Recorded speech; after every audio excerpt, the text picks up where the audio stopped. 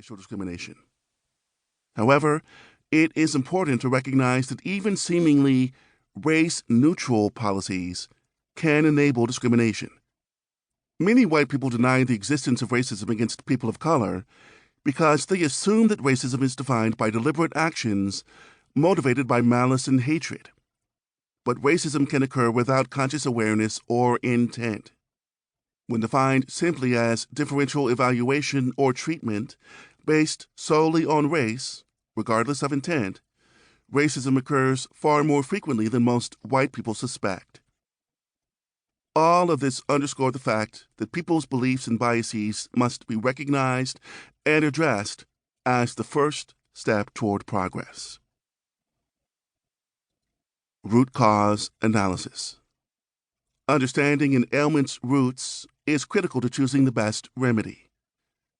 Racism can have many psychological sources: cognitive biases, personality characteristics, ideological worldviews, psychological insecurity, perceived threat, or a need for power and ego enhancement.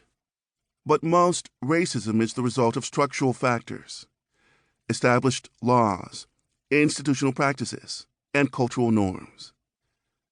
Many of these causes do not involve malicious intent. Nonetheless, managers often misattribute workplace discrimination to the character of individual actors, the so-called bad apples, rather than to broader structural factors. As a result, they roll out trainings to fix employees while dedicating relatively little attention to what may be a toxic organizational culture. Appealing to circumstances beyond one's control is another way to exonerate deeply embedded cultural or institutional practices that are responsible for racial disparities. For example, an oceanographic organization I worked with attributed its lack of racial diversity to an insurmountable pipeline problem. Yet it was unaware of entities that could source black candidates for jobs, such as Hampton University, a historically black college on the Chesapeake Bay, which awards bachelor's degrees in marine and environmental science. Close examination of a Fortune 500 company I worked with revealed that the real culprit of its pipeline problem was the culture-based practice of promoting leaders from within the organization, which already had low diversity.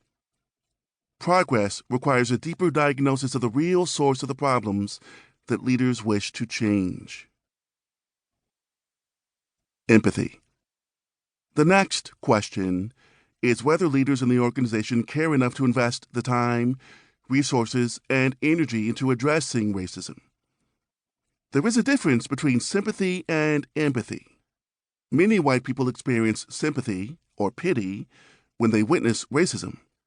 But what's more likely to lead to action in confronting the problem is empathy, experiencing the same hurt and anger that people of color are feeling. One way to increase empathy for people of color is through exposure and education. The video of George Floyd's murder exposed people to the ugly reality of racism in a visceral, protracted, and undeniable way.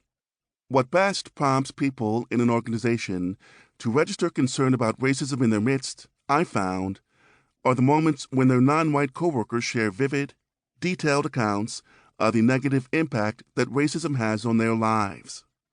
Managers can raise awareness and empathy through psychologically safe listening sessions, supplemented by education and experiences that provide historical and scientific evidence of the persistence of racism.